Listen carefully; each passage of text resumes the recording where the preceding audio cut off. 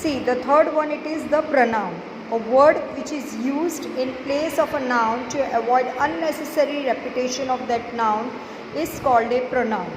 For example, in the pronoun, if we are not, we should not take the name of a person again and again. So instead of that, we are using I, we, you, he, she, it, his, her, this, that, they, them. That is known as what? The pronoun.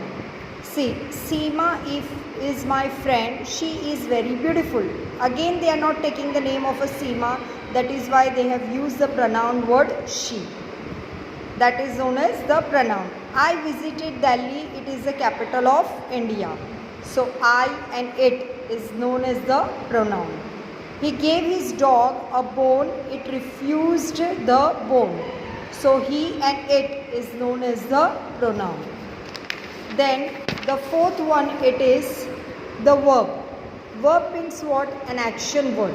A word which is used to express an action, condition, possession of a state of being or existence is known as a verb. For example, the boys swim in the pool. So where the boys are what action the boys are doing in the pool? They are swimming. So that is known as what? The verb. The child is healthy. So how the child is? They are healthy. So is also used, a word which is used to express a condition, that is known as what? The verb. I have a good memory. In this sentence, have is showing you an expression of possession, that is known as also the verb. The adverb, the next one, it is the adverb. It is a word that adds to the meaning of the verb, adjective or another adverb.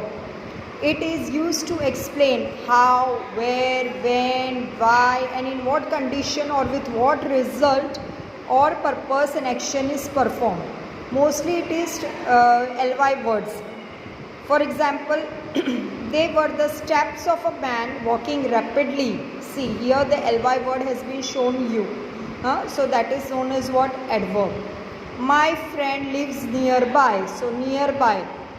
Where the friend lives, so it shows you the answer it is given, it is what? Nearby. So that means it is adverb. The resin is strongly scented. So strongly. That shows you the adverb.